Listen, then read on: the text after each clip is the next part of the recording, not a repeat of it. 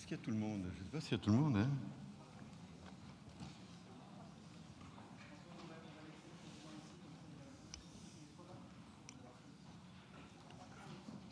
Ils sont tous là? Bien. Je voudrais d'abord vous saluer toutes et tous. Pierre Morel-Alussier, député de la Lozère. Je suis un député depuis maintenant 18 ans et j'ai fait un rapport sur l'évaluation, les politiques d'évaluation avec le CEC que vous avez présent, puisque les 3 administrateurs sont là dans la salle et je les salue. Et nous avons voulu, avec d'autres parlementaires, dans cette évaluation, provoquer un peu les choses dans un rapport qui était assez décoiffant et qui mettait en exergue les difficultés pour un parlementaire pour légiférer, pour contrôler l'action du gouvernement et pour proposer des choses qui tiennent debout. Alors, on va terminer avec un panel d'intervenants de qualité. Je voudrais les saluer. Martine de Boisdref, qui est au Conseil d'État, et ça me fait plaisir de la revoir. Gilles de Margerie, on a beaucoup travaillé ensemble. Daniel Lamarck, Société européenne d'évaluation. Antoine Bozio, Institut d'études publiques. Cécile Untermeyer, une collègue qui va nous rejoindre. Yannick Lorty, CNRS, directeur de recherche. Xavier Rago, Centre de recherche économie et Sciences Po. Voilà, donc tous ces intervenants, c'est ce que nous avons constaté quand on a commencé le travail sur l'évaluation dans le rapport. C'était la multitude des intervenants. Et c'est un des points difficiles de l'évaluation. On avait parlé de multicanal, à la fois les services du Premier ministre, le CESE, les offices parlementaires que l'on a à l'intérieur de l'Assemblée, la Cour des comptes, qui nous donne un certain nombre d'éléments, les chambres régionales, les ministères, et les travaux sont plus ou moins diversifiés, France Stratégie, on y reviendra, les universitaires, les données que l'on peut avoir de l'INSEE et de Pôle emploi et d'autres structures, et les cabinets privés. Et puis, derrière tout ça, la place du citoyen. Comment le citoyen s'y retrouve et comment faire intervenir le citoyen. Alors on s'était interrogé, et beaucoup interrogé sur les études d'impact. Alors sachez que quand on est parlementaire et qu'on essaye de faire des amendements ou des propositions de loi, qu'est-ce qu'on nous reproche? C'est que souvent on n'a pas la possibilité de faire des études d'impact. Premier problème.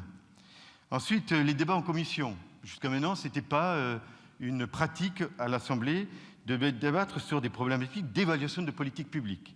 On a souhaité changer les choses. La clause de revoyure dans les lois. Chaque loi votée avec la nécessité d'avoir une clause de revoyure pour voir si au bout de 3, 4 ans, 5 ans, la loi a apporté une évolution intéressante. La formation à l'évaluation, et vous verrez les intervenants vous en parleront, c'est compliqué, c'est multicanal, c'est complexe. L'agrégation des données, là aussi, où trouve-t-on les données? Des fois, on rentre sur Internet pour essayer de trouver quelques réponses et de là, on construit quelque chose. On avait proposé une agence parlementaire de l'évaluation, c'est un sujet ouvert, et un haut conseil de l'évaluation pour essayer d'agréger tous les intervenants. Et puis, on a souhaité également que dans le cadre des séances publiques, on consacre du temps à l'évaluation des politiques publiques. Tout ça parce que nous estimons que voter la loi est une chose, et combien de fois on nous dit qu'on vote les lois, on les vote mal. Même le Conseil d'État nous dit qu'il y a une logorrhée législative, que des fois les lois, pas des fois, souvent les lois sont mal rédigées, des fois un peu bavardes et pas assez normatives. D'ailleurs, vous savez qu'aujourd'hui, un parlementaire qui dépose une proposition de loi peut saisir le Conseil d'État pour une évaluation ou pour une analyse juridique pour pouvoir améliorer le texte. Personnellement, j'en fais usage assez immodéré sur des textes qui sont importants, comme la loi sur les pompiers.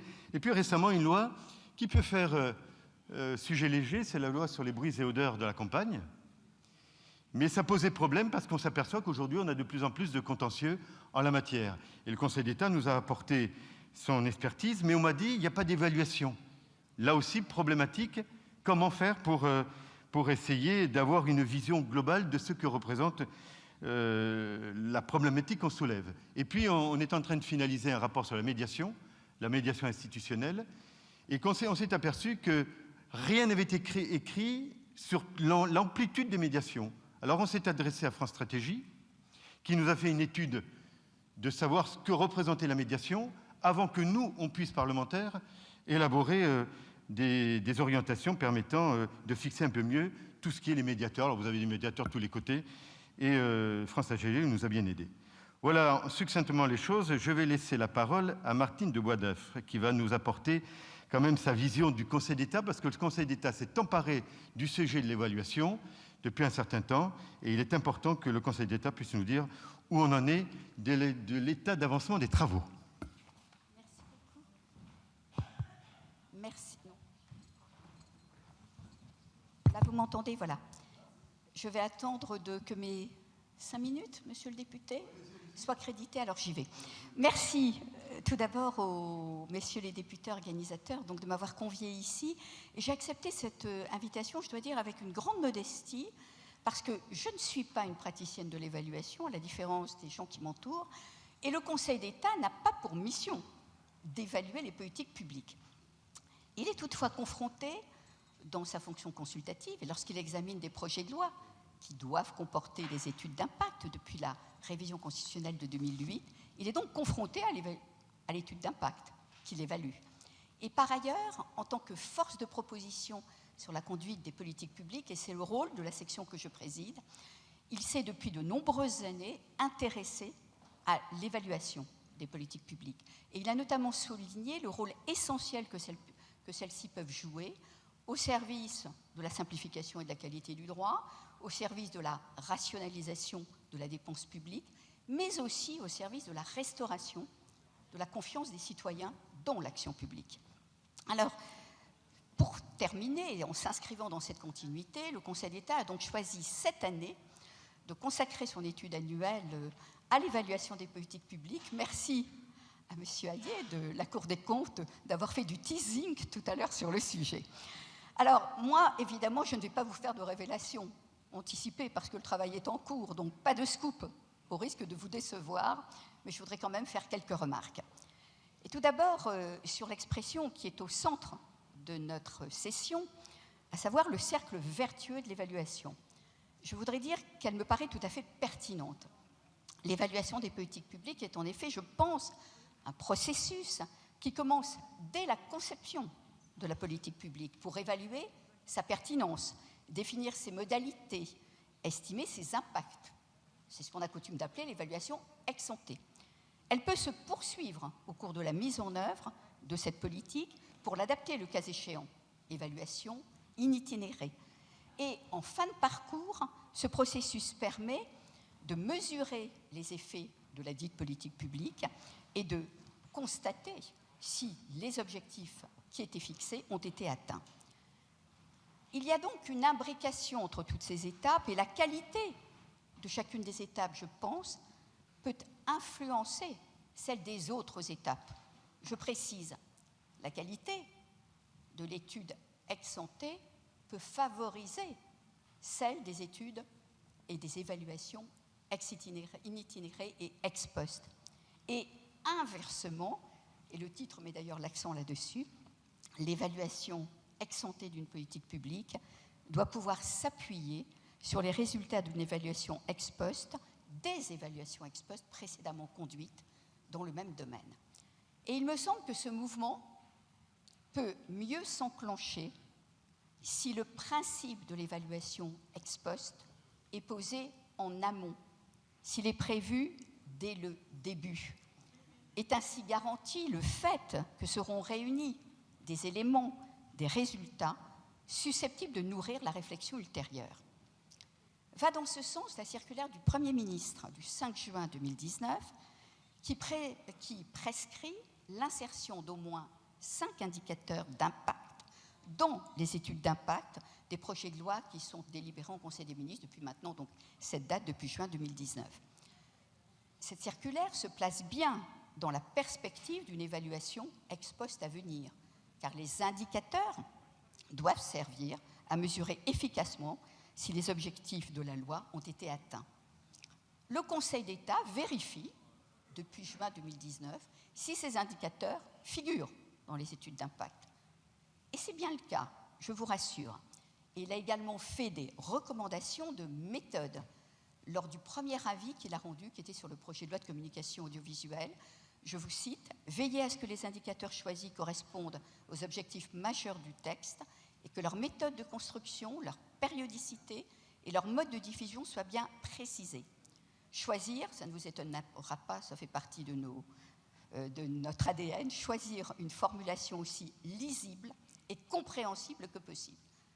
Pour que cela puisse être accessible à tous. Va dans la même direction l'idée, parfois appliquée, qu'il est important de définir dans l'évaluation ex ante ou dans la loi le principe d'une évaluation in itinere ou ex post, les données à collecter pour les réaliser, leurs modalités et même leur financement. La loi du 7 juillet 2011 relative à la bioéthique me paraît fournir un bon exemple de la mise en œuvre de cette idée. Elle comporte un titre 9 intitulé « Application et évaluation de la loi relative à la bioéthique » et elle précise ses modalités d'évaluation. Elle dispose ainsi, je vous le rappelle, d'une part, qu'a lieu avant la révision de la loi une consultation citoyenne organisée par le Comité consultatif national d'éthique, et d'autre part, que soient produits 2 rapports sur l'application de la loi, un par l'Office parlementaire d'évaluation des choix scientifiques et technologiques et l'autre par l'Agence de biomédecine. Ceci a été mis en œuvre et la mise en œuvre en 2018 de ces dispositions me semble quant à elle illustrer parfaitement comment l'évaluation ex post peut alimenter la préparation de la réforme projetée et le débat public qui les accompagne. Là aussi, j'explicite. Les états généraux de la bioéthique, même si on leur a parfois fait le reproche d'être quelque peu biaisés, ont donné des enseignements utiles dégagés par le Comité consultatif national d'éthique, qui les a complétés par la mise en place d'ateliers citoyens sur certains sujets encore plus importants. Les rapports ont été réalisés et remis, forme d'évaluation ex post. C'est ajouté l'étude du Conseil d'État, à la demande du gouvernement, qui a mêlé l'ex post dans ses aspects bilan et l'ex ante lorsqu'elle s'est efforcée de définir les impacts liés au choix de tel ou tel scénario. J'ai la faiblesse de penser qu'un tel processus a pu aider le gouvernement puis le Parlement dans la définition de ces choix et, clin d'œil, contribuer à la qualité de l'étude d'impact qu'a salué le Conseil d'État en 2019. Le débat politique n'en a pas été moins vif, et c'est normal, sur des sujets aussi sensibles qui engagent les convictions les plus intimes. Mais à ma connaissance, la méthode n'a pas été critiquée. Au-delà de cet exemple, et plus largement, même si elle n'a pas été prévue initialement, je crois que mieux l'évaluation ex post est menée, au long cours et dans la transparence, plus elle nourrit efficacement l'évaluation ex ante de la réforme projetée. Les résultats des évaluations ex post constituent en effet un stock de connaissances très utile. Ils doivent être recensés, classés, analysés. Ils doivent être surtout mis à la disposition de tous, les décideurs, le législateur, mais également les chercheurs, le public, le grand public. Et ils doivent être bien sûr mobilisés dans l'élaboration des nouvelles politiques publiques. Et les études d'impact, auxquelles vous vous êtes beaucoup intéressé, monsieur le député, me semblent être l'outil adapté pour faire ce lien entre l'ex post et l'ex ante. Elles pourraient ainsi contenir des revues de littérature sur tout ce qui a été fait à l'étranger, sur tout ce qui a été évalué dans le domaine qui est couvert. Et je pense notamment aux travaux du GIPAL. Je terminerai par 3 points de vigilance. Je sais bien qu'un tel cercle vertueux se heurte à des difficultés notamment temporelles. Il peut aussi se heurter à des difficultés de mise en œuvre. Il réclame du temps, il peut réclamer de méthodologie, un accès à des données complexes. Mais surtout, je voudrais terminer en disant qu'en toute hypothèse, et là je crois qu'on peut dire nous avons la conviction, à ce stade de notre étude, que l'évaluation ne saurait être ni une source de pouvoir technocratique, ni une façon de cadrer ou d'enserrer les choix politiques. Elle doit nourrir la discussion, éclairer la décision. Messieurs les législateurs, messieurs ou mesdames les décideurs, vous conservez toute votre liberté et toute votre responsabilité, et vous les exercez, vous pourriez les exercer de façon plus éclairée. Merci, Madame la présidente. Je vais laisser la parole à Gilles de Margerie, commissaire général de France Stratégie, qui a fait une étude sur les politiques publiques, l'évaluation des politiques publiques dans 6 pays de l'OCDE. Oui, bonjour à toutes, bonjour à tous. Nous sommes ravis d'être là. Jean-Noël Barrot l'a dit tout à l'heure, nous soutenons très ardemment et aussi fort que nous le pouvons les initiatives qui ont été prises à l'Assemblée. Nous avons eu l'occasion d'en parler longuement aussi avec Pierre Morel-A-L'Huissier en son temps. Ravi donc d'être là et de participer à cet événement. La bonne nouvelle, c'est que Martine de Boisdeffre a dit à peu près la moitié de ce que j'allais dire, et donc je vais rattraper le temps que nous avons pris en allant un peu plus rapidement sur la question du cycle entre ex-ante, pendant, qu'on appelle quelquefois ex-itinéré, et après le ex-post. C'est absolument crucial d'avoir tout ça, et on sait très bien, c'était très bien dit d'ailleurs dans le graphique de l'ex-impact tout à l'heure, que la question du temps est absolument cruciale. Les temporalités ne sont pas les mêmes, la temporalité de l'évaluation est très lente, elle demande plusieurs années, et la temporalité de la décision publique est assez brève en général, pas très brève, mais elle est construite d'une manière qui ne laisse pas un temps suffisant aux étapes d'études d'impact, ni du côté de l'exécutif, ni du côté du législateur. Et on est donc dans une situation où ce maillon crucial de la chaîne ex-ante, ex-itinéré, ex-post est affaibli par la manière même dont sont organisées les tâches. Je pense que ça traduit aussi une hiérarchisation des préférences et des priorités qui n'accordait pas jusqu'ici aux études d'impact l'ensemble de l'importance qu'elles doivent avoir. Je pense qu'il y aura à cet égard un avant et un après deux choses. Le fait que l'Assemblée de cette mandature se soit emparée du sujet des évaluations ex-ante de manière beaucoup plus vigoureuse, et ça c'est évidemment un point très important, c'est un tournant dans l'histoire de l'évaluation.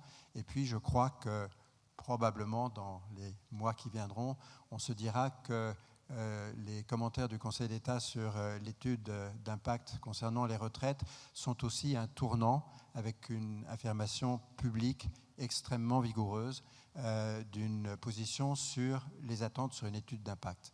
Comment est-ce qu'on va progresser sur ça? On va progresser quand il y aura des gens qui se confronteront autour des études d'impact et pas simplement en disant à l'exécutif de faire mieux et plus sérieux.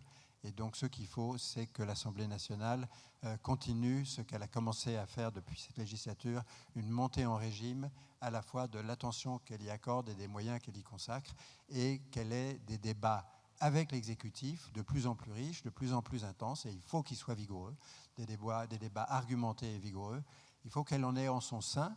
Les études d'impact à l'Assemblée, et ça a été dit à plusieurs reprises aujourd'hui, ça n'est pas le monopole d'une majorité parlementaire, c'est et ça doit être accessible à toutes les composantes de l'Assemblée, et c'est ça qui fait que nous aurons de la vitalité et donc des études d'impact ex-ante intéressantes et qui seront prises au sérieux. Pour l'ex-itinéré, on parle des indicateurs. Je ne vais pas développer beaucoup sur ça, mais c'est vital que la question des indicateurs soit présente très tôt. Martine de Boisdeffre a rappelé les textes. Il faut aussi qu'ils soient connus. Il faut qu'on accepte l'idée qu'on ne va pas toujours trouver les bons tout de suite. Et donc qu'il y aura un peu de tâtonnement et qu'on doit accepter que la liste des indicateurs évolue avec le regard qu'on porte sur une législation et sur une réforme. C'est normal, il faut simplement que ces débats soient explicites et soient rendus publics. Maintenant, quelques mots sur ex-post. Ex-post, il y a des règles simples. Indépendance de celui qui fait l'évaluation, mais cette indépendance ne doit pas le conduire à se couper des parties prenantes. Et je note que pour des raisons différentes et dans un contexte différent, et la Cour des comptes et nous-mêmes mettons en place systématiquement des comités d'évaluation pour pouvoir entendre, lors de la définition des questions évaluatives et lors de la formulation des avis, les voix des parties prenantes. Ce n'est pas un exercice simple que de tenir à la fois l'indépendance, et l'expression des parties prenantes. C'est potentiellement contradictoire, il faut gérer cette tension pour pouvoir progresser. Deuxième chose, il faut être très attentif aux questions de méthode. Bien sûr, les méthodes scientifiques, où là, on doit sélectionner de manière impartiale et très transparente les laboratoires qui vont travailler. On doit s'engager à publier systématiquement leurs résultats. L'évaluateur ne fait pas le choix entre les résultats d'évaluation qui sont produits par les laboratoires qu'il aura mobilisés. Il les prend, il exprime ensuite un avis, mais il les publie et il en tient compte. Et évidemment, cette règle est extraordinairement importante. 2 points additionnels sur les questions de méthode ex post. 1, la publicité qui est donnée aux avis est absolument vitale. Chez nous, la communication est une direction opérationnelle. Et quand nous travaillons sur une évaluation, nous sommes extraordinairement attentifs à ce qu'elle soit lisible et compréhensible. Je pense que le succès de l'évaluation implique aussi un effort plus grand sur la qualité de la communication. Dernier point sur ça, il faut être systématique. L'idée selon laquelle il y a des gros textes ou des grosses réformes qui ne sont pas évaluées est en train de devenir intolérable. Fixons-nous des règles simples, même si elles sont idiotes, mais quelque chose qui fait bouger plus d'1 milliard d'euros de ressources publiques devrait être évalué. Quelque chose qui touche plus de 100 000, de 500 000 de nos concitoyens devrait être évalué. Peu importe l'endroit où on met la barre, il faut que ce soit gérable en termes de volume d'évaluation à faire, mais il faut que ce soit systématique. Et un dernier mot, la question des moyens. Les évaluations, c'est pas cher. Une bonne évaluation, en y mettant les moyens qu'il faut, ça coûte, frais fixes compris, part des frais fixes compris, entre 1 demi-million et 1 million d'euros pour les plus coûteuses que j'ai vues passer jusqu'ici. Nous parlons de réformes dont j'ai proposé que le seuil pour qu'elles soient systématiquement évaluées soit 1 milliard, qu'on n'aille pas nous raconter qu'on ne peut pas mettre 1 million d'euros pour évaluer une réforme à 1 milliard. Si on ne le fait pas, c'est qu'on a décidé de ne pas évaluer, et il faut l'assumer. Mais qu'on ne nous raconte pas qu'il n'y a pas les moyens pour faire les évaluations des politiques publiques. Merci. Merci, monsieur.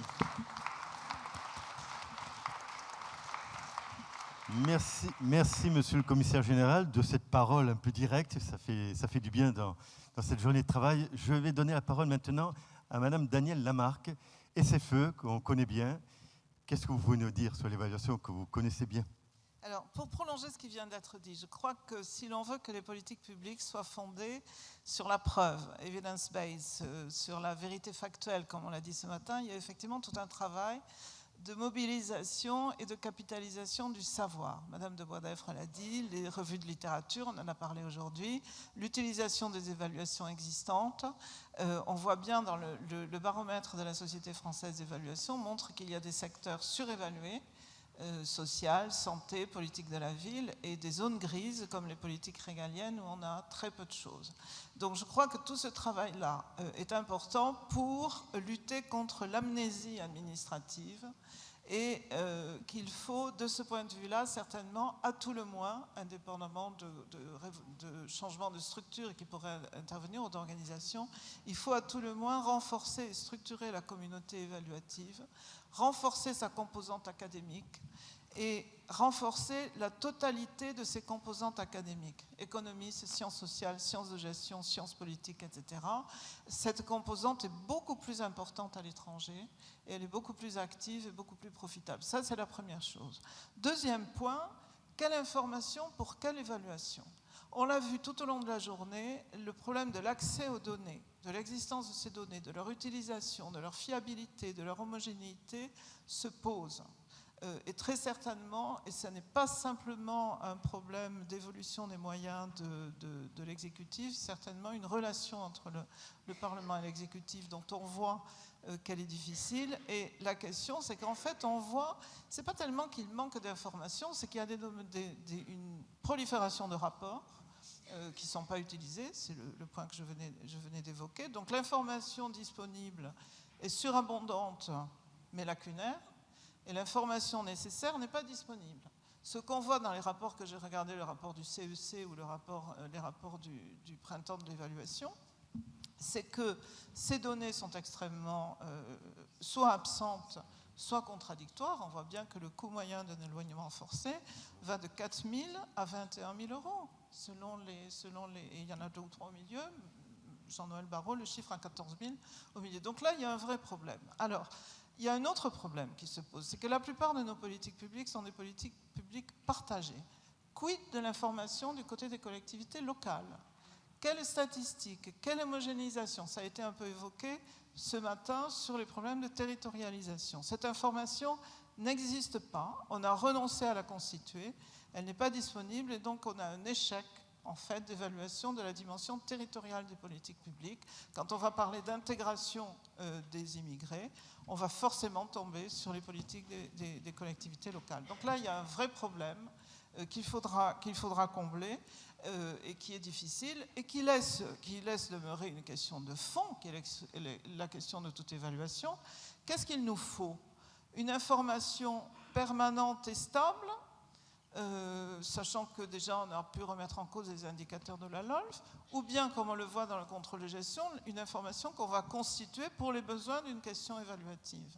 Et je crois que l'intérêt de l'évaluation pour le Parlement, c'est votre capacité à être les vecteurs entre le citoyen et l'expertise et à pouvoir poser des questions évaluatives. Une question évaluative, c'est une question qui a du sens pour du citoyen. Elle est très simple, la question. L'évaluation, la réponse est complexe, mais la question est simple. À quoi ça sert? Pourquoi ça marche? Pourquoi ça ne marche pas? Combien ça coûte? Qu'est-ce qu'on peut faire? Qu'est-ce qu'il faut changer? Qu'est-ce que j'y gagne? Et ça, ces questions-là qui sont celles de nos concitoyens, elles doivent pouvoir être rattachées à l'expertise. Alors ça, c'est une vraie question, mais c'est une question de toute évaluation. Et on voit bien qu'en fait, moi j'ai quand même un doute sur des politiques aux objectifs clairs et aux indicateurs stables, puisqu'on a vu que la LOLF, de ce point de vue-là, ne marchait pas. Et je conclurai sur une dernière chose. Je suis ravie qu'il y ait dans vos évaluations des analyses de coûts. La notion financière est une notion qu'on a trop longtemps laissée de côté parce qu'on en a peur. On a considéré que l'évaluation, quand elle parlait de finances, quand elle parlait d'argent, elle se dévoyait. Elle était au service de Bercy, de l'économie, de la réduction des moyens, etc. Or ça, je crois qu'il faut réconcilier ça. On vit avec une espèce dans l'évaluation, une espèce de péché originel. Donc je ne sais pas qui a commis la faute, où le bien, c'est le citoyen, et le mal, c'est les finances. Et en fait, on ne parvient pas, en fait, et je crois que c'est important pour le Parlement, à réconcilier l'évaluation et le budget.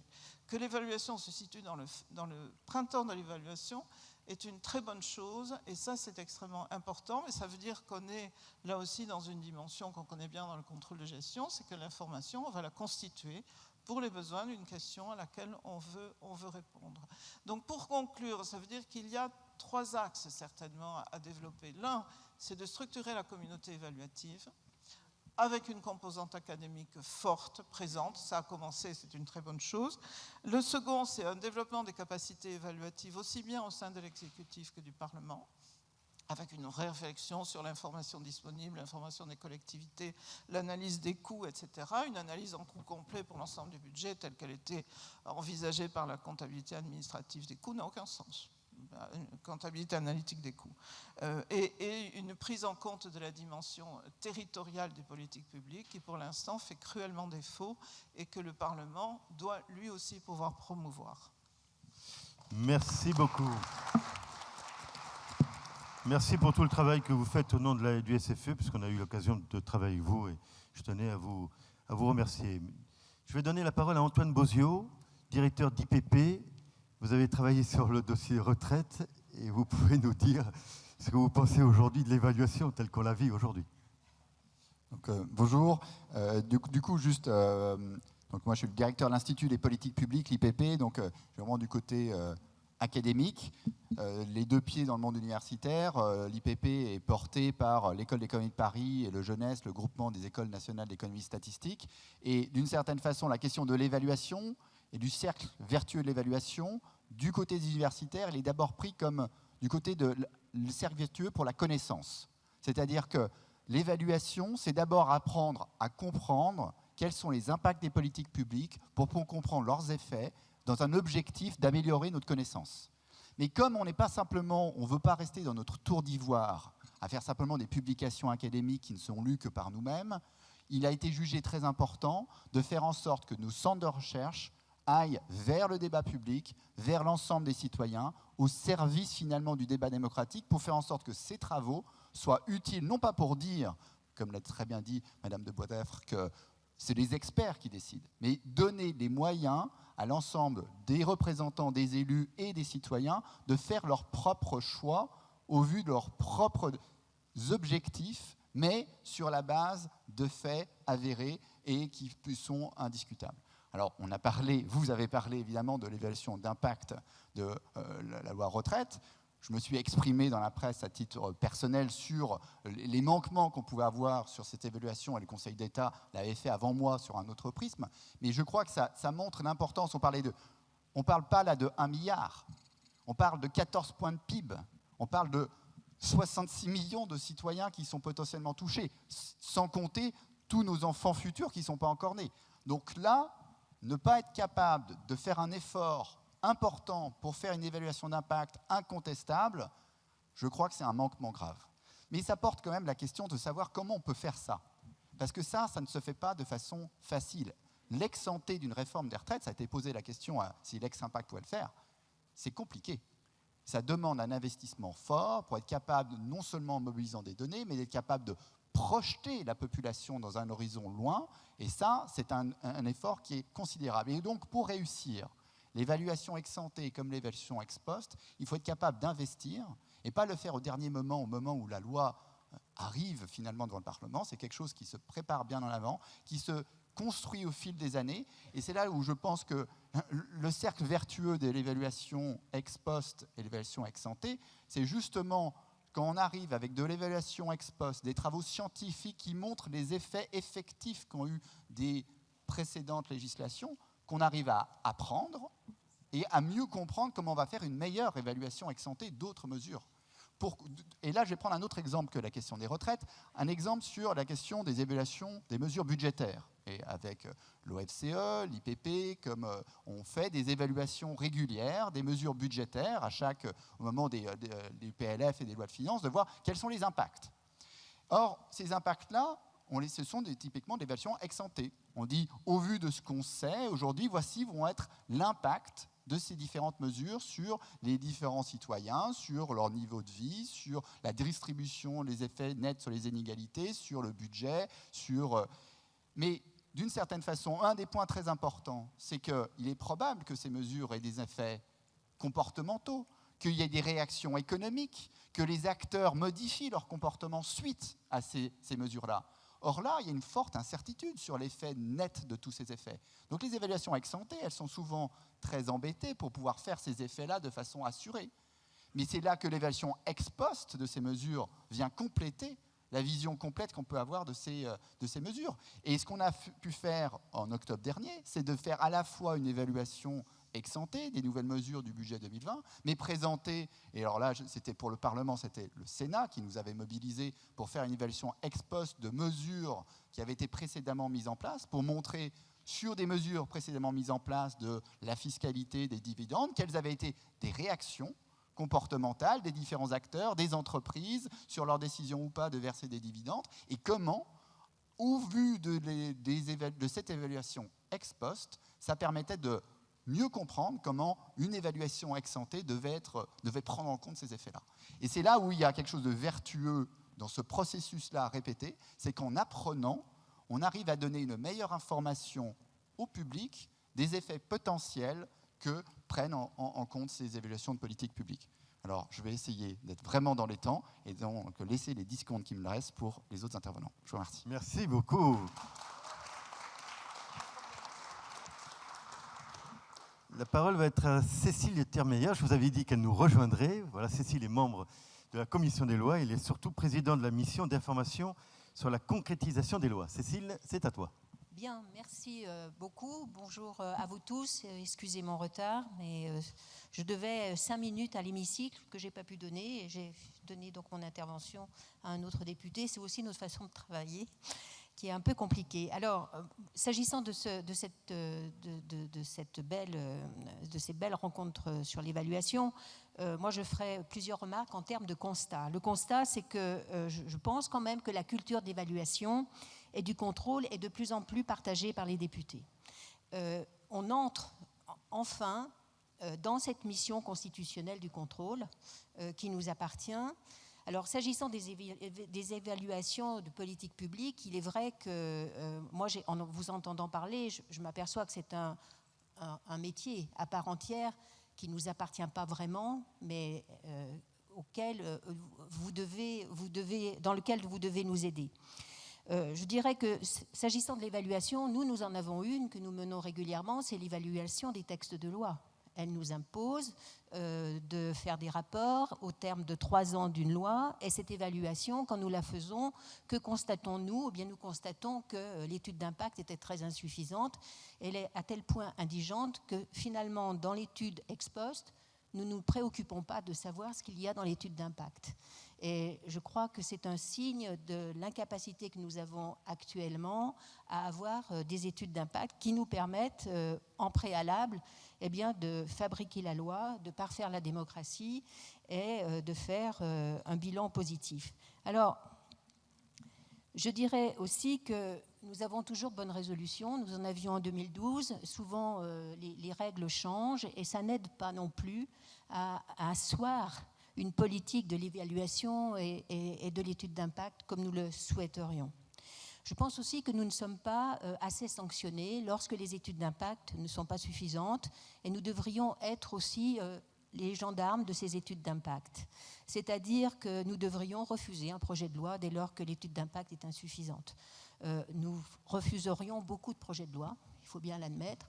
Je pense que le Conseil d'État nous aide désormais. Je pense que c'est une politique beaucoup plus ardente sur la nécessité de l'étude d'impact que vous menez actuellement et qui est très profitable. Il a été rappelé que s'agissant de la réforme des retraites, vous avez rendu un avis qui était extrêmement important pour nous, qui nous a permis de mesurer effectivement que nous avions raison quand nous considérions que cette étude d'impact n'était pas suffisante pour nous permettre de nous engager dans une réforme extrêmement importante sur le temps long. Je pense que le Conseil constitutionnel devrait aussi s'engager dans cette voie et lorsque lui est soumis un texte, il devrait également regarder l'étude d'impact et voir si finalement le législateur a été suffisamment éclairé par le dispositif. Alors, sur ce bilan qui n'est pas très positif, mais sur lequel nous travaillons quand même depuis plusieurs années, je dois avoir l'honnêteté de le dire, puisque nous avons fait une étude très importante sur parfaire la démocratie avec Claude Barthelone et sur la fabrique de la loi, eh bien, nous savons ce qu'il faudrait faire, mais nous n'avons ni les moyens, ni sans doute vraiment la volonté politique au moment où nous parlons. Les propositions, c'est bien sûr une étude d'impact en amont de la loi. Je pense que l'arrivée du texte avec l'étude d'impact ne nous permet pas d'avoir ce recul nécessaire. Et nous souhaiterions avoir cette étude d'impact et mener finalement sur l'étude d'impact les auditions que nous menons finalement sur le texte de loi. C'est une proposition que nous faisons depuis plusieurs années. Je souhaiterais en effet que cette étude d'impact puisse faire l'objet d'une étude critique des économistes, des sociologues, des philosophes, des juristes, des ONG et pourquoi pas des citoyens, les interroger. Bien sûr, comme je l'ai dit, plus de sanctions. La commission d'enquête parlementaire que nous avons lancée aujourd'hui est une réponse, elle est inédite, ça n'a jamais été fait à l'Assemblée nationale. Nous avons décidé une commission d'enquête parlementaire pour apprécier l'impact de la réforme des retraites parce que nous sommes dans l'incapacité de le faire. En autre proposition, je vais parler de la mission de concrétisation des lois. Cette mission de concrétisation des lois a été mise en place à l'initiative donc de Jean-Noël Barrot, du député Saint-Martin, et le député Gosgen est également rapporteur. C'est une mission qui est extrêmement intéressante en ce sens que entre l'étude ex ante et l'étude ex post, on introduit l'idée de concrétisation de la loi. C'est-à-dire qu'avant de passer à l'évaluation, il faut aussi penser à la concrétisation du dispositif. Et je pense que c'est une approche qui va tout à fait dans le sens de la responsabilisation d'un député qui, lorsqu'il vote la loi, doit s'assurer que sur le terrain, eh bien, cette loi, elle se concrétise et ensuite, il devra l'évaluer. Et il va examiner cette concrétisation de manière extrêmement, finalement, ponctuelle mais concrète sur le terrain, avec peut-être les citoyens, avec sans doute les autorités, avec les parties prenantes. Et je crois que nous ferons avec ce dispositif-là la preuve que de l'évaluation à la concrétisation en passant par l'ex-ante, eh bien la fabrique de la loi sera bien meilleure et les citoyens s'en porteront beaucoup mieux. Merci. Merci Cécile. Yannick Lorty, vous êtes directeur de la Fédération de recherche, théorie et évaluation des politiques publiques du CNRS. Vous avez mené des travaux sur le marché du travail. Qu'est-ce que vous pouvez nous dire aujourd'hui du cercle vertueux de l'évaluation ? Pour commencer, je dirige une fédération de recherche du CNRS qui s'appelle Théorie et évaluation des politiques publiques et qui est un groupement de laboratoires. C'est 10 laboratoires universitaires. On est un peu partout en France, plutôt à l'ouest, beaucoup en région et aussi dans l'océan Indien et à Paris et un peu en banlieue parisienne. Bon. Et donc nous, on porte comme projet scientifique commun le fait de développer des évaluations d'impact dans le domaine des politiques publiques, donc, qui est ce qui nous occupe aujourd'hui. Alors, mon premier point, c'est de dire, comme toujours sur les débats sur l'évaluation, c'est que je pense qu'on utilise tous des mots sans avoir le même contenu derrière. Donc, je pense que quand vous parlez d'études d'impact, évidemment, c'est pas le même sens que ce que les économistes, en tout cas académiques, entendent par évaluation d'impact. Pour nous, on a effectivement, il y a 2 grandes classes de méthodes, les évaluations ex ante, les évaluations ex post. Elles ont comme point commun de vouloir mesurer, chiffrer l'effet causal d'une action de politique publique, qu'on appelle aussi le traitement, et elles se distinguent selon la façon dont on réalise l'évaluation. Pour évaluer, on va toujours comparer. On compare une situation avec la politique publique, une situation sans la politique publique. La situation sans la politique publique, c'est ce qu'on appelle le contrefactuel. Les méthodes d'évaluation se distinguent selon la façon dont elles construisent le contrefactuel. Et dans les méthodes d'évaluation ex ante, le contrefactuel, en fait, est issu d'une simulation produite à l'aide d'un outil, de simulation, qui peut être un modèle macroéconométrique, qui peut être un modèle de micro-simulation. Donc on a besoin d'un modèle, d'un outil pour pouvoir faire cette évaluation. Alors on pense souvent que l'évaluation ex ante, c'est une évaluation rapide, ce qui n'est pas complètement vrai, puisqu'il y a bien sûr le temps de construire le modèle, et comme le disait Antoine Bozio, ça nécessite souvent des investissements lourds, à la fois en ressources humaines, en moyens. Et puis l'évaluation ex post, alors la distinction la plus classique dans nos disciplines pour les évaluations ex post, il y a une sous-division entre les évaluations ex post qui reposent sur des données qui sont construites de façon expérimentale, ou les évaluations ex post qui reposent sur des données non expérimentales. C'est une distinction vraiment très très canonique. D'ailleurs, l'article le plus cité dans ce domaine, c'est l'article de Rubin de 1974, qui a pour titre justement l'effet causal des traitements selon que les données soient expérimentales ou non expérimentales. Et donc, c'est une sous-division importante. Les méthodes d'évaluation ex post sur données non expérimentales, on les juge souvent un peu moins solides du point de vue de la qualité de l'administration de la preuve, du point de vue de la causalité qu'on est en train effectivement d'identifier. Et c'est donc, elles reposent sur des données qui sont en général construites de façon préalable, des données administratives ou des données d'enquête. Dans les méthodes d'évaluation ex post à caractère expérimental, les données sont autoconstruites par les évaluateurs, ce qui bien sûr implique que l'horizon souvent d'observation va être aussi l'horizon de production des données, et donc ces évaluations sont plus lourdes, plus longues et aussi parfois coûteuses, comme toutes les autres. Donc ça c'est des distinctions qui sont importantes d'avoir en tête pour parler d'évaluation. En fait, je pense que le sens dans lequel nous prenons le terme évaluation d'impact n'est pas celui dans lequel vous l'employez. Et moi, en fait, j'ai on a de l'autre côté de ces murs un échantillon intéressant d'évaluation, échantillon qui a été constitué donc par les organisateurs. On a effectivement 36 posters. Dans les 36 posters, il y a une bonne trentaine qui correspondent à des évaluations d'impact avec des méthodes ex ante, ex post, expérimentales ou non. Alors, moi, mon principal point, ça va être, pour poursuivre un peu ce que les uns et les autres ont dit, identifions quels sont les verrous au développement de ces évaluations d'impact qui sont certainement utiles, au moins indirectement, pas toujours directement, mais qui sont utiles aux concepteurs, aux législateurs, effectivement.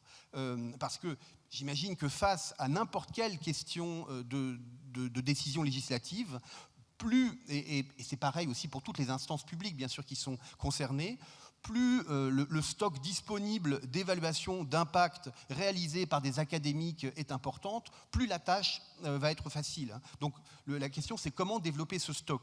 Alors, il a été dit, il faut d'abord structurer la recherche académique. Ben moi, j'observe que depuis maintenant une dizaine d'années, la recherche académique s'est structurée en France. Vous avez donc toutes les équipes qui concourent, qui ont apporté un soutien à l'organisation de cet événement, existent depuis une dizaine d'années, en gros. Alors, il y a des petites variations, mais ça fait une dizaine d'années qu'on a de nouveaux acteurs qui...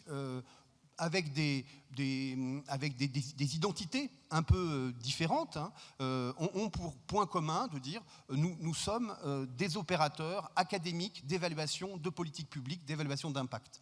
Donc l'offre s'est structurée, et elle s'est structurée d'ailleurs pas forcément de façon monodisciplinaire, elle s'est structurée dans l'ouverture, puisqu'il y a plusieurs de ces entités nouvelles qui sont effectivement pluridisciplinaires. Alors, quel est l'obstacle principal au développement des évaluations d'impact? Moi, il me semble que ce n'est pas tant du côté de l'offre. Il n'y a certainement pas assez de chercheurs, mais il y en a de plus en plus qui sont intéressés par ces questions d'évaluation publique. Moi, il me semble que, comme l'a dit Gilles de Margerie, l'obstacle principal, c'est celui du financement. Si on veut développer les évaluations d'impact, il faut nécessairement développer le financement de ces évaluations, parce que par ailleurs, les évaluations ex ante, ça a été dit, coûtent cher, il y a un investissement. Les évaluations ex post coûtent aussi de plus en plus cher. L'accès pour les chercheurs au CASD, au Centre d'accès sécurisé à distance, est très coûteux, grève profondément nos budgets qui par ailleurs sont ridicules.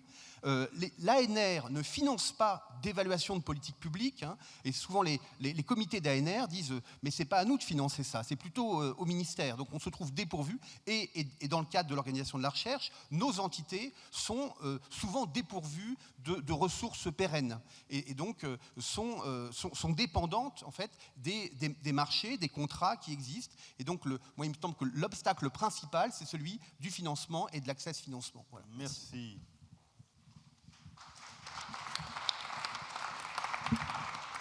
Dernier intervenant, Xavier Rago. Vous êtes président du Centre de recherche en économie de Sciences Po et membre du Conseil d'analyse économique. Alors vous avez entendu tous les intervenants. Alors peut-être vous allez nous amener un petit grain de sable dans tout ça. Non, j'espère juste ne pas conclure. Je ne sais pas si mes propos seront suffisamment consensuels pour conclure. Je suis surtout président de l'OFCE, qui est, par rapport à ce qu'a décrit Yannick, un organisme un peu plus vieux. Et donc je vais vous faire une petite chronique parce que c'est intéressant, je pense que ça donne une vision de l'évolution de l'évaluation dans ce pays. Avant de commencer, je voudrais dire que cette réunion qu'on a là, ce débat qu'on a là me semble crucial et participe de manière essentielle à la structuration du lien entre les évaluateurs, la demande d'évaluation. On a besoin de bien se comprendre sur le temps nécessaire à l'évaluation, notamment dans le débat parlementaire, je vais y venir. Et je pense qu'en confrontant votre demande d'évaluation en tant que parlementaire, je pense que ça peut influencer la façon dont nous, on peut concevoir nos outils pour contribuer, dans la limite de la rigueur scientifique, au débat. L'OFCE, c'est une jeune institution de 40 ans qui a été créée par Raymond Barre. Raymond Barre, et c'est assez intéressant parce qu'il s'est dit qu'il y avait à l'époque l'exécutif qui avait le monopole des prévisions économiques, et le chômage allait toujours décroître, la dette publique allait toujours décroître, etc. Et Raymond Barre a eu l'intelligence de créer 5 instituts indépendants pour critiquer les prévisions du gouvernement.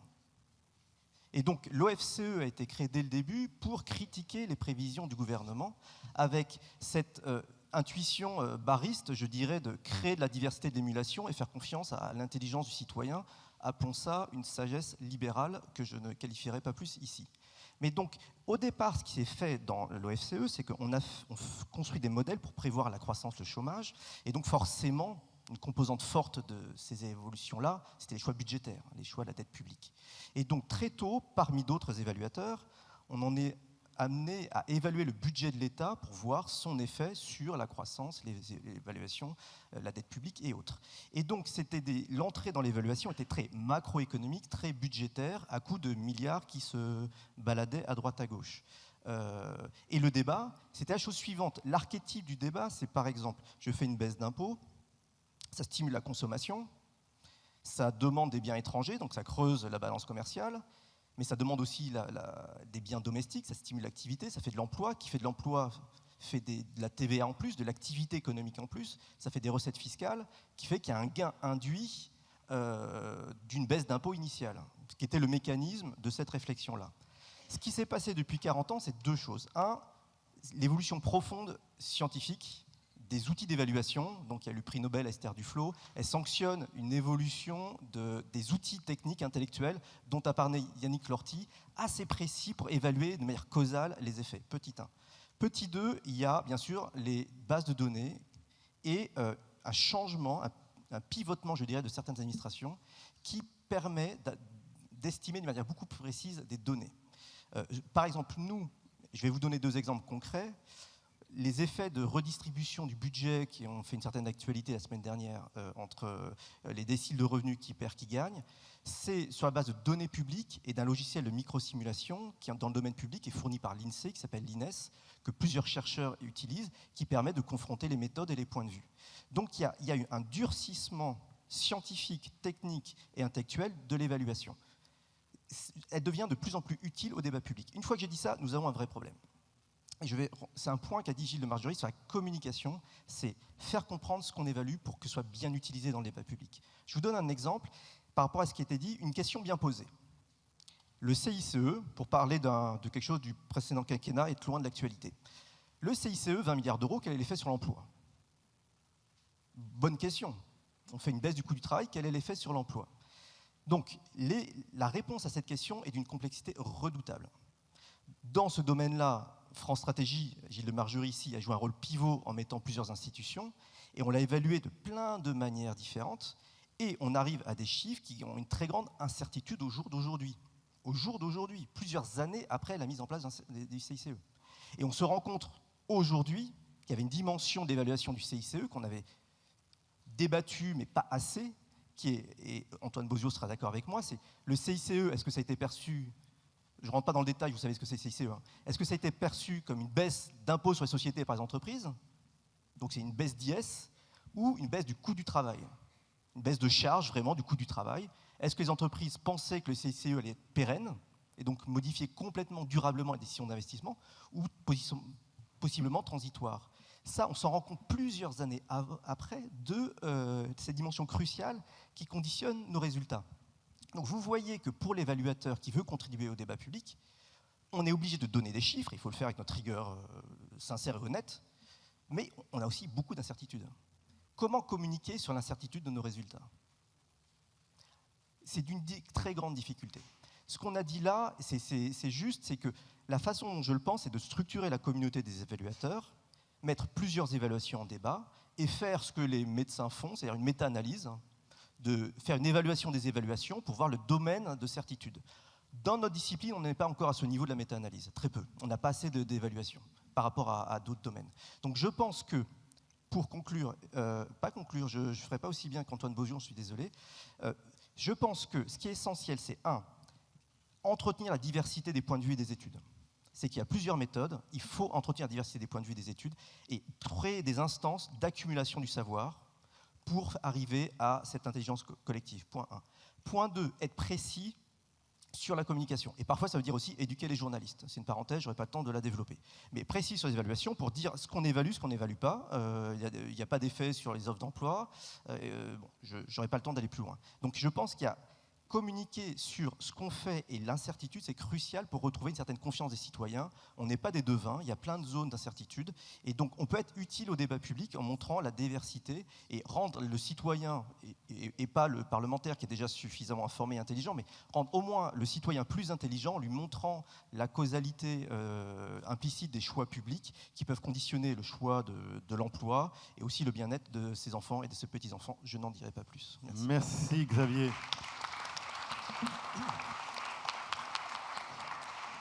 Je vais demander à Jean-Noël de venir nous rejoindre quand même, c'est un peu normal. Oui, quelques questions, mais viens avec nous. Il n'y a plus de chaises.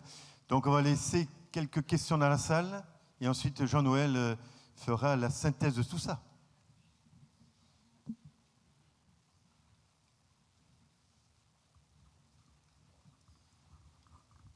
Merci à tous, bonsoir.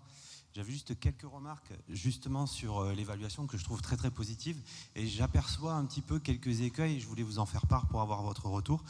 Le premier, c'est qu'en faisant une évaluation de plus en plus précise, on risque de mécaniser les décisions publiques. Le deuxième, c'est qu'en mécanisant, on risque aussi de déresponsabiliser le pouvoir législatif en ayant des prévisions qui sont de plus en plus précises. Voilà, et puis j'en avais un dernier point, c'était de peut-être aussi de timorer les décisions. Vous l'avez bien dit, monsieur Bozio, une loi va avoir des effets directs, des effets indirects, etc., qui vont engendrer eux-mêmes des effets qu'on ne peut pas estimer à l'instant T. Et donc, en ayant des évaluations qui seront forcément précises à court terme, mais pas à moyen terme, est-ce qu'on ne risque pas d'avoir des décisions qui sont de plus en plus sur du court terme? Voilà, merci à vous. Dans la continuité, souvent je m'aperçois qu'il y a une certaine homogénéité de l'approche des évaluations et on est face à un territoire très hétérogène quand même, que ce soit sur l'Hexagone, dans les Outre-mer, partout. Et les évaluations sont souvent, donc je disais, assez homogènes et prennent pas assez en compte, des fois, pas toujours, hein, attention, je ne généralise pas, mais souvent, les questions hétérogènes. Tout à l'heure, on parlait des questions du logement, ou je pourrais aborder d'autres sujets. Hein. Mais j'aimerais justement qu'on prenne mieux en compte, quand on évalue un peu toute cette représentation un peu nationale, et c'est important justement pour évaluer. Alors, je ne dis pas que ce ne soit pas toujours fait, mais c'est souvent le cas pour beaucoup de sujets que je connais. Je ne vais pas aller dans le détail, on n'a pas le temps.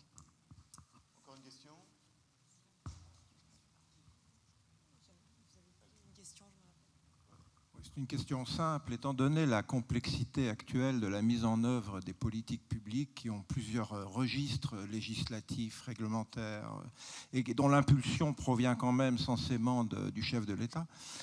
Qui en fait décide de l'évaluation? Est-ce qu'actuellement il y a déjà des procédures qui sont mises en place, ou bien est-ce que c'est au coup par coup? Voilà. Qui a le pouvoir d'évaluer finalement? Donc, début de réponse de la conseillère d'État. Oui, simplement par rapport aux risques que vous avez soulevés, monsieur, j'ai dit qu'ils existaient, mais je crois que là, l'évaluation ne doit pas aller au-delà de son rôle. Elle doit être éclairée. Et ensuite, le décideur, quand c'est un décideur, un élu dans sa mairie, le législateur doit prendre ses responsabilités. Mais à ce moment-là, il le fait en toute connaissance de cause. Et en toute connaissance de cause également des autres, c'est-à-dire par les citoyens. Et il peut expliquer pourquoi, éventuellement, il ne prendra pas telle décision plutôt que telle autre. Et je crois que la concurrence, la notion de concurrence des évaluations, au bon sens du terme, d'évaluation, d'émulation et de complémentarité, doit aider à cela. Ça ajoutera de l'incertitude. Mais le décideur, le législateur arbitrera. Voilà. Cécile, pour répondre sur le travail parlementaire. Ce que je voulais dire, c'est que j'aimerais bien qu'on ait ce risque-là, mais on en est vraiment loin, et que je sens effectivement qu'il faut vraiment mettre en cohérence et en lien le travail que vous faites et celui que nous faisons.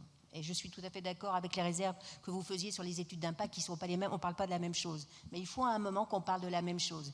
Et s'agissant du législateur, le pire, c'est de ne pas savoir. Et nous n'avons pas le droit, en tant que législateur responsable, de voter dans le flou d'un dispositif. C'est pour ça que je suis, moi, extrêmement soucieuse, au contraire, d'avoir les évaluations les plus construites, même divergentes. On fera une nouvelle évaluation, mais je ne pense pas que ça va nous brider. Ça va au contraire nous éclairer et nous permettre de donner des arguments, nous permettant de défendre sur le territoire les orientations que nous avons prises. Et nous manquons vraiment beaucoup, lorsque nous votons, de ces arguments qui sont à puiser effectivement dans des évaluations sérieuses, solides, telles que vous les proposez. Un complément sur la mécanisation, en fait. Donc l'évaluation d'impact académique dont on parle est un travail de recherche. Un travail de recherche, donc, ça va être fondamentalement un travail innovant et un travail très créatif.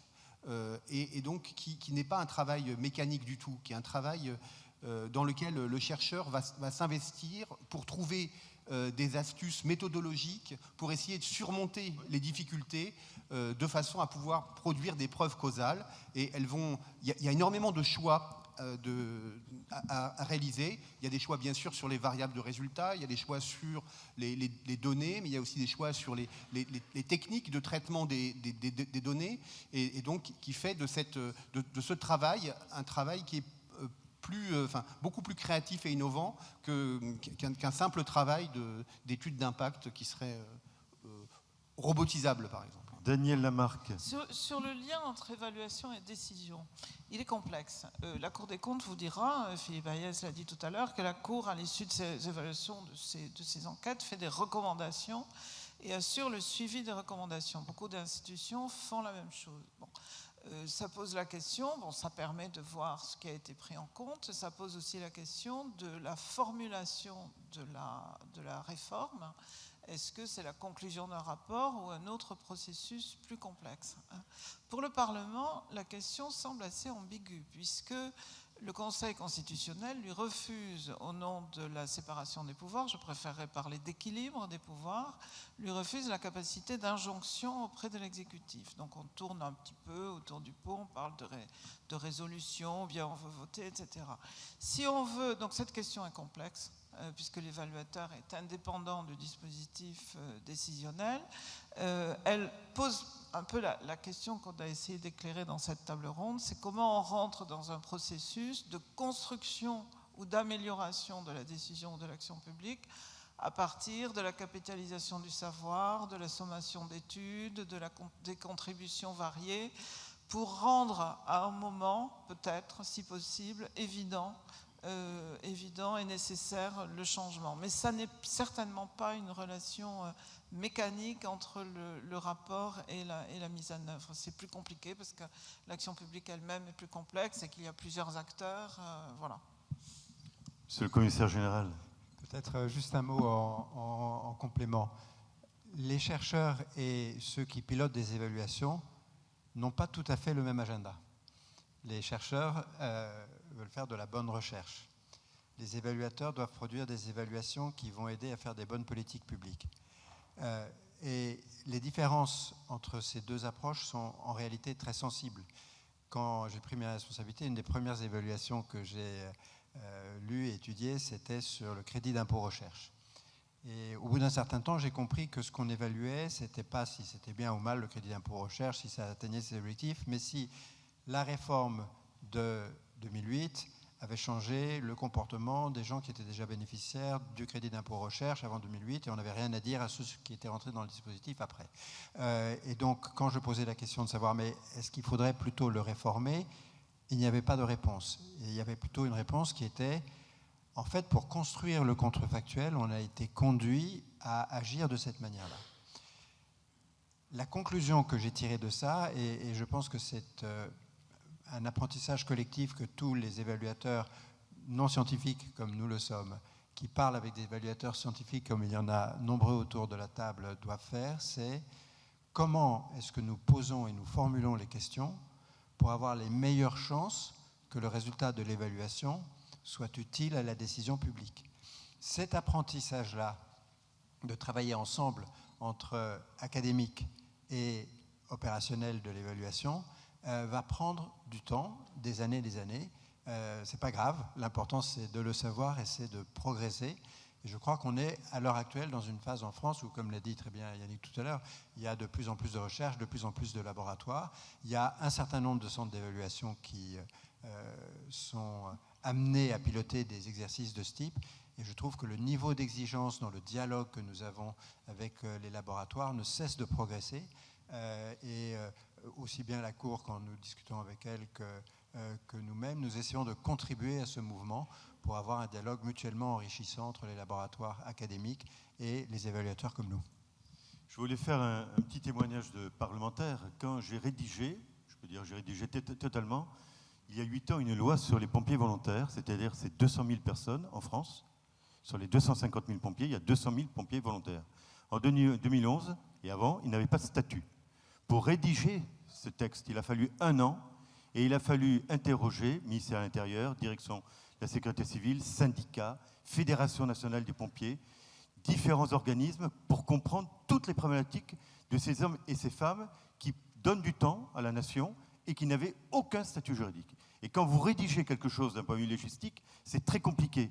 Je me suis tourné vers le Conseil d'État pour avoir une rédaction qui tienne debout, mais je peux vous dire que tout seul, au milieu de cet océan de difficultés, alors qu'il y a 200 000 personnes qui sont concernées et qui n'avaient aucun encadrement juridique, ça a été un travail fabuleux, mais pour ça, il a fallu aller chercher des informations auprès de différents organismes. J'espère que dans l'avenir, on aura la possibilité d'avoir des structures qui nous donnent une évaluation beaucoup plus rapide et beaucoup plus élaborée. D'autres questions? Alors, il y a un plein, là. Alors, il n'y a pas de micro qui tourne. Oui. Le micro a disparu. Aïe. Alors, vous venez jusque-là, hein, venez jusque chez... Voilà, il y a un micro devant. Allez-y. Nous sommes chez le législateur, mais il n'y a pas d'évaluation publique, en tout cas, des règlements. Le Conseil d'État, pour des décrets en Conseil d'État, bien sûr, mais quid justement de la nécessité des évaluations qui ne soient pas seulement ex post. Autre question? Mademoiselle, juste à côté, le jeune homme là. Oui, bonsoir. Du coup, je me présente, Paul Coton, je suis doctorant en sciences politiques et je travaille justement sur l'évolution des méthodes d'évaluation des politiques publiques. Et je voulais rebondir sur plusieurs de vos interventions, notamment sur la vôtre, Monsieur Lorty, où vous avez dressé une forme de typologie des méthodes d'évaluation qui étaient à la disposition des parlementaires. Donc l'ex post et l'ex ante, et le point commun, c'est on va toujours comparer, on va toujours faire un contrefactuel avec toutes les difficultés que ça peut poser, comme l'ont évoqué les autres intervenants, et notamment la question des données sur les territoires qui n'est pas présente. Mais quand on pose ce constat et qu'on pose aussi la volonté de structurer une communauté, enfin que vous partagez, de structurer une communauté d'évaluateurs, moi je me dis que là, dans les méthodes qui sont présentées, il y a quand même un grand absent et qui pourrait se permettre de faire le lien justement entre d'un côté ce manque de données quantitatives et cette structuration de la communauté des évaluateurs. Ce sont toutes les évaluations qualitatives qui sont développées, pas parce qu'elles sont qualitatives qu'elles ont moins de valeur scientifique pour autant. Et voilà, j'aurais aimé avoir un peu votre ressenti là-dessus parce qu'on n'en a pas parlé durant cette journée. Merci. On va prendre une toute dernière question, la dernière de la journée, qui a été demandée au fond de la salle. On fera réagir Antoine Bozio et Xavier Rago, et puis on en terminera ici. Je vous écoute. C'est moi? Allez-y. Merci beaucoup. Je voulais savoir si l'évaluation, telle qu'on essaie de le décrire aujourd'hui, ne va pas bloquer le projet de société du président de la République.